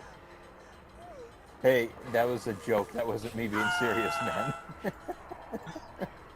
No, because honestly, I'm a huge fan of how Joaquin Phoenix portrayed the Joker. I don't know though if, because I got a really big soft spot for the Jack Nicholson as the Joker, but I just that performance Joaquin gave the Joker, that just it was so just refreshing out of all the rest of the stuff that we've come to expect from movies nowadays. It's just refreshing to have a good movie. Oh yeah. I will say though, it is a little sad that Joaquin Phoenix kind of lost his marbles.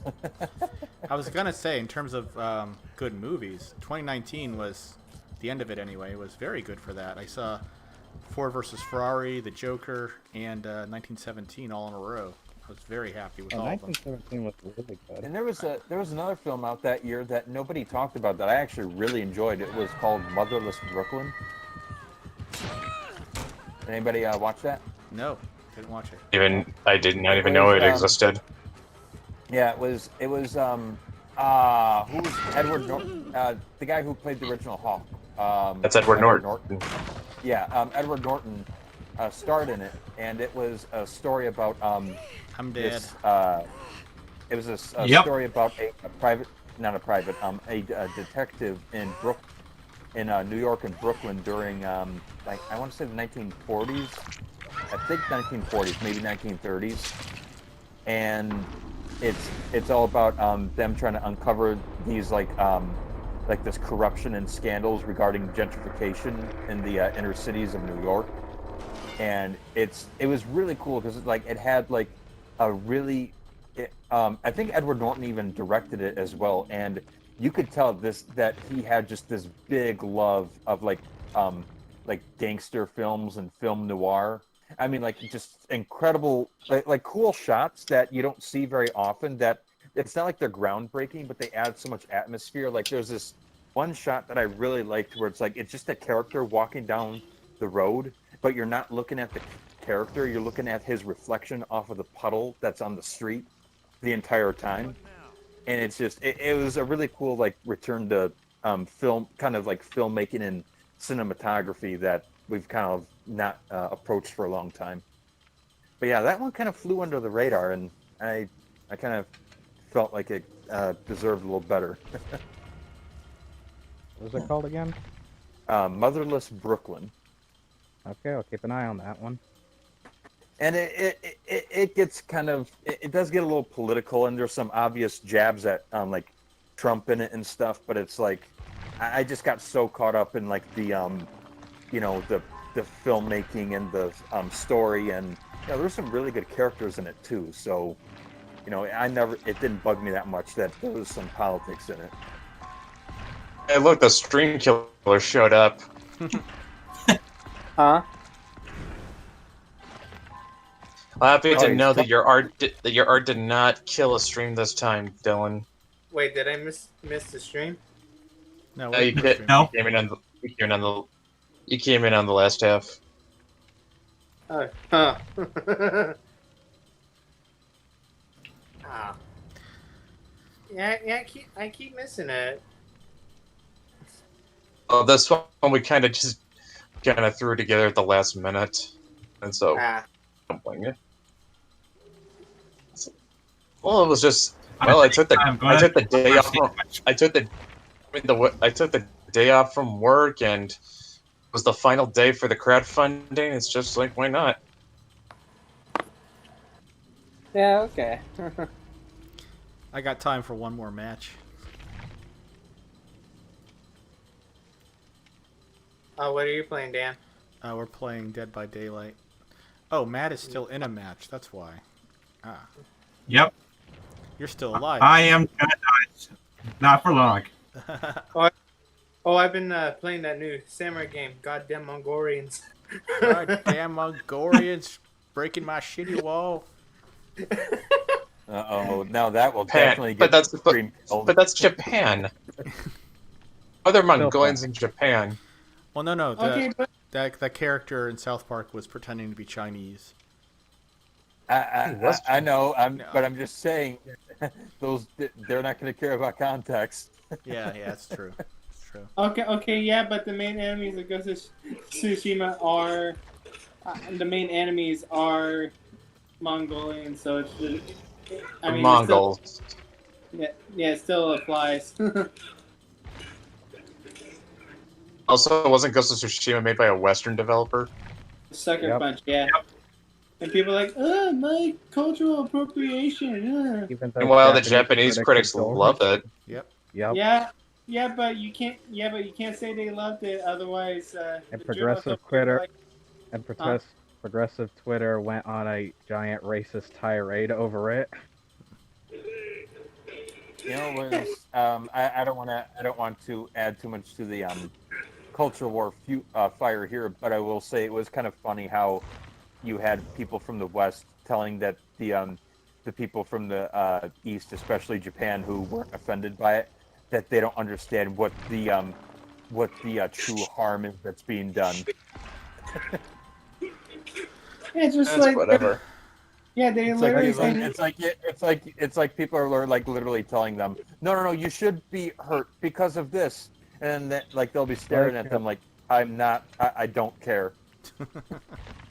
Like the absolute worst in terms of historical accuracies that I've seen from Ghost of Tsushima is the entire martial style is wrong for the time period, as well as the inclusion of the katana, but that's pretty much it.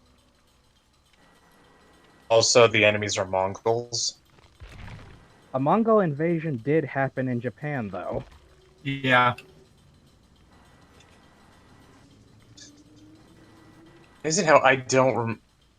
I did a massive research project on history of Mongolia back in 6th grade, and I don't remember that. But then again, that was like, I did that back in 6th grade, and I had only like so much I could cover. Like, when I say this was massive, I mean it was massive. Like, this was a research project we had to work 6 months on. Jesus. Okay, so yeah, but I'm just going to let the other guy die.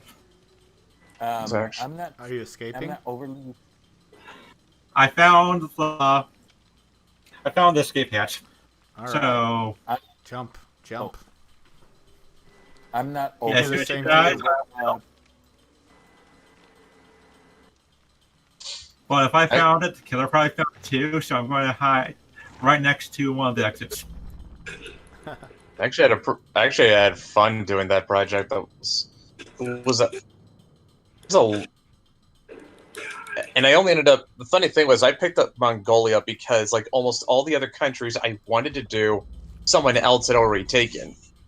Well, yeah, see, Brett, the Mongol invasion towards Japan was more so just a small footnote in Mongol history. The conquering of China is more significant. That's why I probably would have.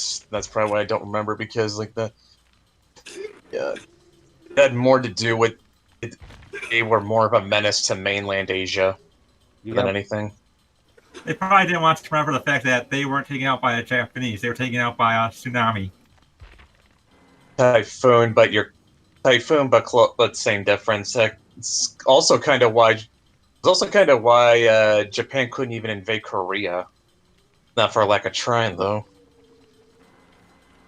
I'm not too familiar with Mongolian history, but in college I studied modernist Chinese literature, and it was kind of interesting. Yeah, I escaped.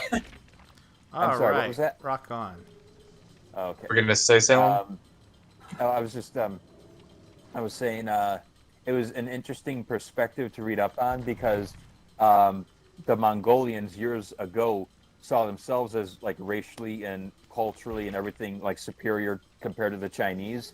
But then, of course, in the 1950s and 60s, when China started rolling into Mongolia, it was completely reversed. So, like some of the literature I'm reading, it's like, like the Chinese will be talking about how, like, they're the enlightened ones and the quote unquote correct ones. And like you're tugging on your collar, like, yeah, this is getting kind of Mein Kampfy. But you're also talking about the same country where there was a time when they considered all non-Chinese to be literal ghosts. But I tell you what, taking that class and studying modernist Chinese literature, it's getting kind of concerning how many similarities I can compare to the modern world right now. I'm not going to go into them, but I'm just saying that it's almost like history tends to rhyme. You probably should read into modernist Chinese literature. It will enlighten you a little bit. And for the sake of just storytelling and mythology, you have got to read classical Chinese literature. Oh my God! Are we talking stuff like Are we talking like stuff like Journey to the West? That, and also just like Romance of the Three Kingdoms. Just like I don't mean like the big ones. I mean just like get your hands on just books written from the long forgotten eras of China, just written by the everyday man. Not necessarily just like the big myths. Just something about Chinese philosophy and their outlook on life, especially during the days of the emperors. It is fascinating because Confucian. A lot of it is based on Confucianism, and he had a big influence on Chinese culture. Mm-hmm. But it's what I'm saying though is like it's interesting because it's like even though they dedicate themselves to the emperor and to the empire, there's still this huge emphasis on individualism. So it's like it's like I thought it was all about in service to the state.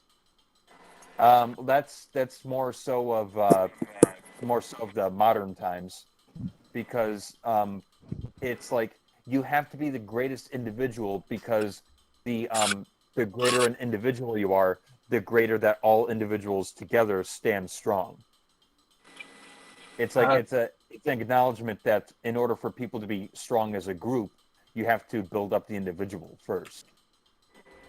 Number notes. Sorry, Dan, but I gotta go with Meg for at least one because of the stomach. Oh yeah, she's got the Althea stomach. Yeah, I actually think in that outfit she does resemble Althea. The ponytail helps. Yep. It's okay. I have the most asshole character right now, the Blendette. I think I've turned everybody here into a man of culture.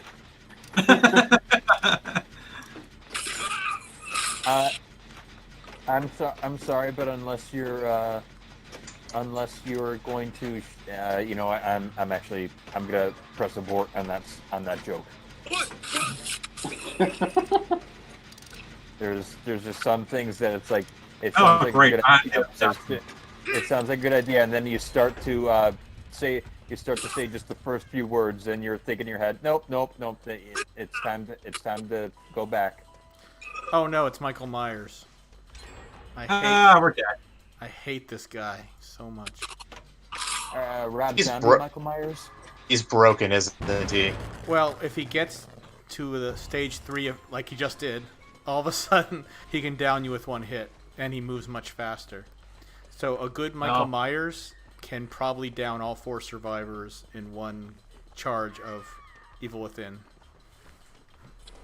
Well, thankfully he's nowhere near me since I'm sussing, and he's probably gonna go after me. Yeah. Most. All right. I'm gonna come and get that person off the hook. All right. I'm going to try to get another generator. Yeah, you do that. I'll focus on unhooking. I have Kindred, so I know he's not camping.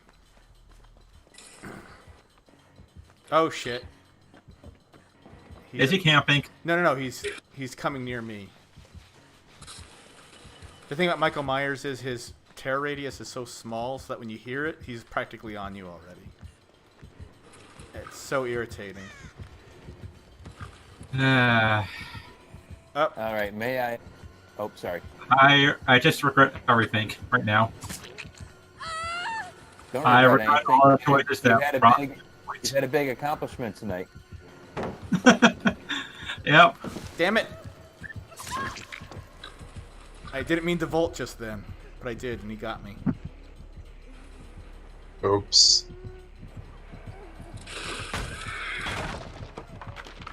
Now here's a little fun, just stupid, tiny game I would like to play. Okay, so Mythoverse. If you had to create a short one-off comic, which would be like a slasher kind of killer story that takes place in the Mythoverse, what are you picking? What are you doing? And how are you going to do it? That's a very good question. I would probably have to go with. I would have to set it in an era long before like modern technology to make it a little bit easier to isolate the characters. I'd probably set it in the 60s, probably.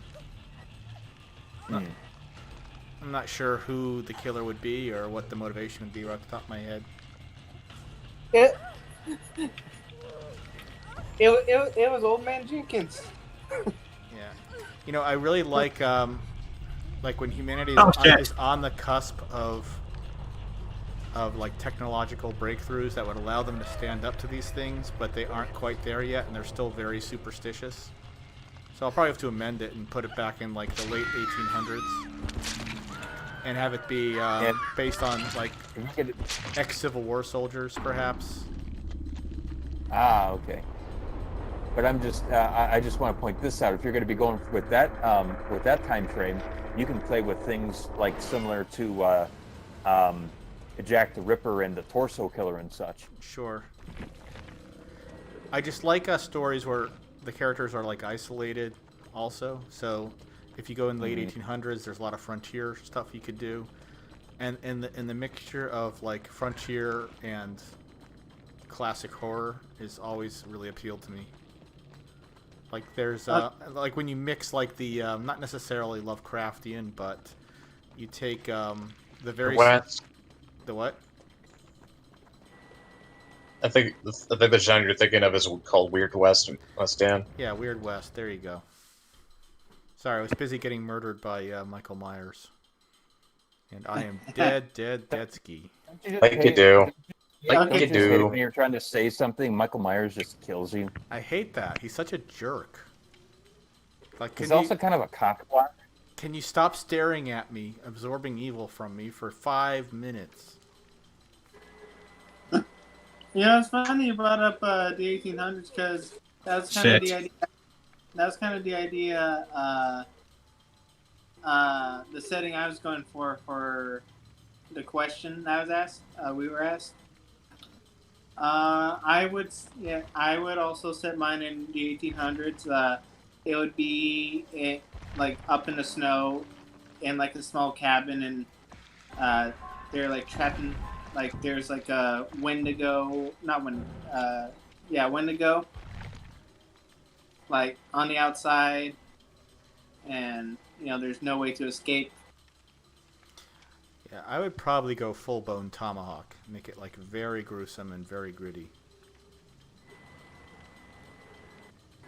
The benefit to if those are something that people would be interested in working on, those would be great little ways to like sprinkle in just extra little nuggets of lore into the Mythoverse, just having short one-off kind of stories like that. Yeah, that's what we're kind of doing, experimenting. Like Dylan's dropping out comic is kind of a grand experiment. Like one, I think he's up for it, but another thing is, I want to make more of these, like full length, one-shot volumes. And I think that Dylan's gonna make this one pretty awesome, and it will definitely pave the way for more of them. Yeah, and I just recently got a script done for another story. I don't know if we can say what it is right now, but I sent it to you, Dan. Maybe later you can check it out. Yeah. Because I know Brett read it and he liked it. Yeah, I did see your message. I haven't had a chance to read it yet, though. But I will. All right, gentlemen. I just went through about 5 corridors of an area in a Chalice dungeon in Bloodborne. And I don't know if you guys are familiar with what that is, but essentially I just went around a labyrinth that extended down to 5 levels, and you know what it all amounted to? What? A dead end. Of course. I remember watching a review of Bloodborne, and that was a point they brought up where they try to teach you, like, over and over again that you don't have to go someplace if you don't want to, necessarily. Like, there was early on in the game, there was that giant monster with a huge axe, and he went after him for hours trying to defeat him, and finally he did, and there was nothing behind him but a dead end. Yep. That was my first experience with Bloodborne. Yeah. And it's like, oh, I didn't have to fight him. I could have just taken the other path. Well, but it's one of those moments we people who are really into FromSoft games, we call that the Miyazaki laughing moments. Yeah. For Miyazaki, you know that he's just laughing at you from over in Japan. Because he's like, I didn't force you to fight that thing. You chose to fight him. Yeah. And that's what our attitude should be towards anybody who complains about how hard the game is. Hey, we didn't force you to play the game. You bought it. You bought it, and you're sitting down playing it. Oh my god, so people were complaining about games like Sekiro, they're like, oh, it's too hard. And then when Ghost of Tsushima came out, they're like, oh, it's too easy. Pick one. Like, I'm like, okay, what do you want? They want walking simulators, that's it. They want that's what I've walking that's what sims. I'm starting to realize. It's like that there's They just want to walk around in a movie, essentially. Well, they what they want is they want something that will appeal to literally the most general demographic. And what I've come to realize, it's like this is where like all these independent projects have their real opportunity. Is like, we can finally have something that perhaps will have a more of a niche market, but it's like it will finally be something that people in that market have been wanting for a long time. I don't know. I'm taking sort of a I was gonna say, there's this J.R. Tolkien quote that I'm pretty fond of that goes, "The broadest truths are best communicated by being painstakingly specific."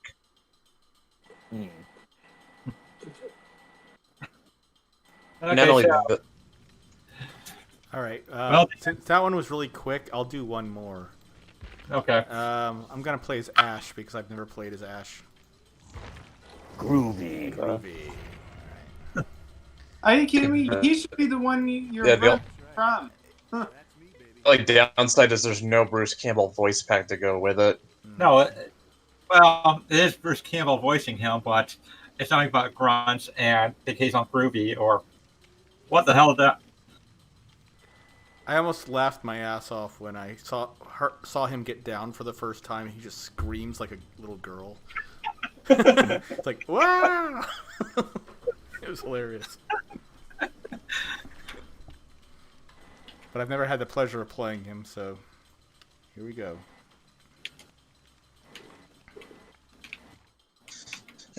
Okay. Here's another thing. Like, here's another thing. I mean, like, if people want to talk about like how trying, like how, Oh, come on! if you want to talk about like how you court mass appeal by picking one direction and sticking with it, I'll point you to the WWE. Oh, it's the Meg Squad. Yeah, I had to switch to Meg. If we're all gonna be Meg. Specifically WWE during what's known as the Hogan era and the Attitude era, and then you got to compare that to like modern WWE.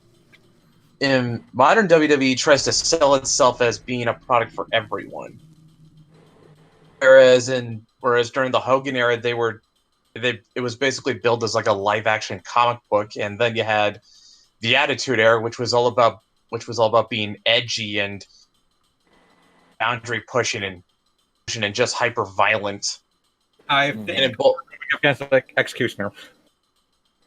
And in both cases, not only was it successful, it was actually very popular. Like, it had ratings in the 6s, 7s, and 8s back then.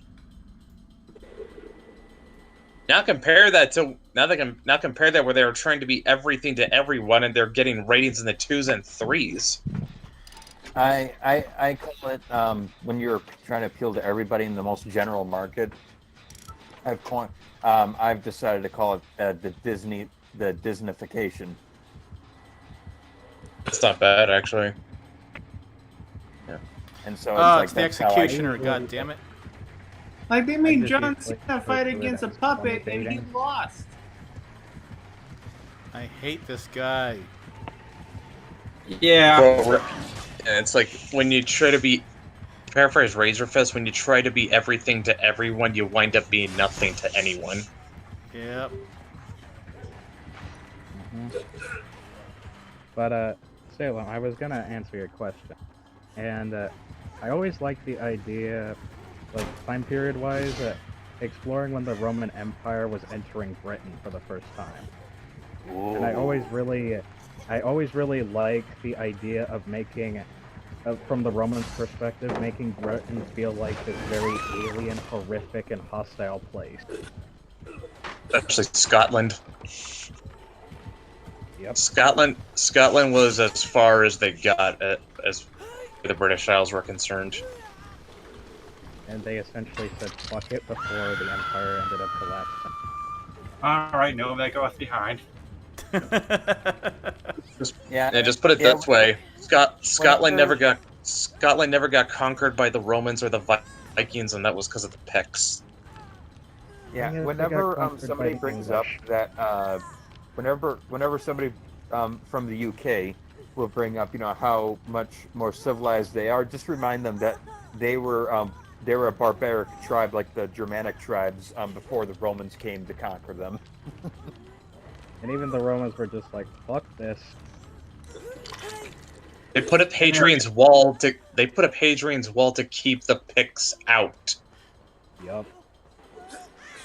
So yeah, it would be very fun to see just a Roman legion, freshly made, straight from Rome, going into that hostile environment for the first time. Wait a and minute, just there's being a kicked movie out like one. that.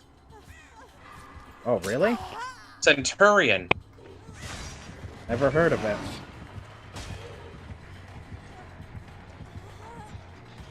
Well, I know that there's also a show called Britannia that kind of explores the same concept, but I was thinking of taking it into a far more supernatural route. Oh. Yeah, Centurion. That was a movie. I think it may or may not be based on actual history. I'd have to double check that. Well, I knew like there was this one independently made film project that tried exploring something similar, but I don't know if that ever got off the ground, actually. Okay, yeah, I was right. It's loosely based on real history. The disappearance of the Roman Empire's Ninth Legion in Caledonia in the 2nd century.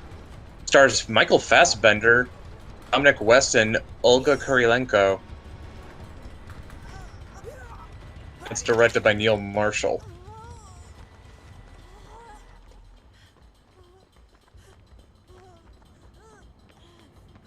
Oh, that. Yeah. I put that on the wish list. That's the guy who did Dog Soldiers, The Descent, and Doomsday. But yeah. I'll definitely look into it because I like Doomsday and Dog Soldiers.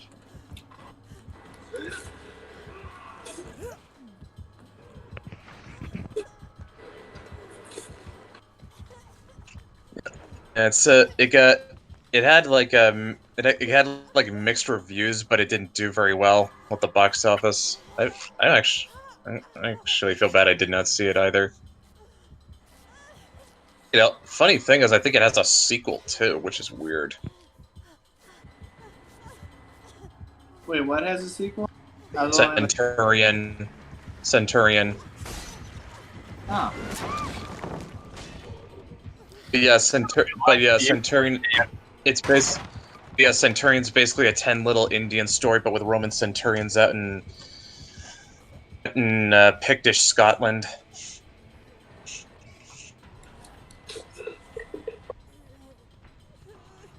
Oh, okay. Yeah. Kind of says a lot when you're so savage, not even the Vikings want to fuck with you.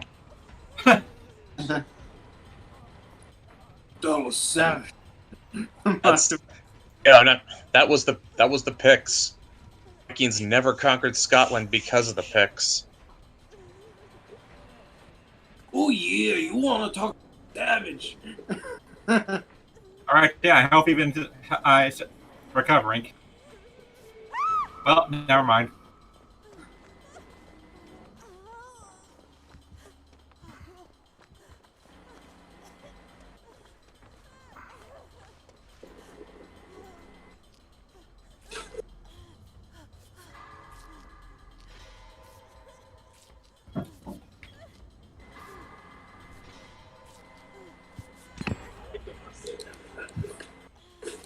So, okay, and now I think someone resummoned the spirit of dead air. Oh. Yep. Well, I'm in a very tense situation. I could exercise it for you, but it, exorcisms cost moolah. Insert coin here to receive exorcism. Creative Giver's in the cage. I'm gonna go save her. Him, it, that. I don't know. Very progressive, Dan. Yeah. I don't want to assume anything. I might need to be saved. I don't want to lose my job. Oh my gosh! I just remembered that meme from Infinity War. When Thanos grabs Tony's helmet and says, "I've had it with you people," he pulls it out. I mean, you people. Yes. Topic: it's dropped thunder. And the next one is Thanos on CNN. It says Thanos being canceled for racist remarks. And he has Wait. Was that? Wait, what was this again? What was this? Honestly, that would have been a better opening to Endgame. And they had that picture of Salem, Thanos looking confused. You gotta It was perfect. tell me what is this? Was this a college humor bit? It was just a meme. What is it, Brett? What is it, Brett? It's a meme. Like Was this? What was it? Was this a college humor sketch Here, or something? I'll find it. Here, 1 second. that scene where Thanos rips off Tony's mask? I'm gonna look. I'll just. I can find it. Let me guess. Thanos canceled. I'll get you out of the cage, Mr. Matt. All right. Appreciate it. Yeah. Oh, hello. Adrenaline kicked in.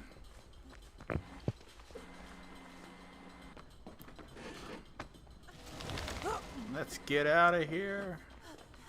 Like now. Okay, Brett, I've got it. I'm sending it to you.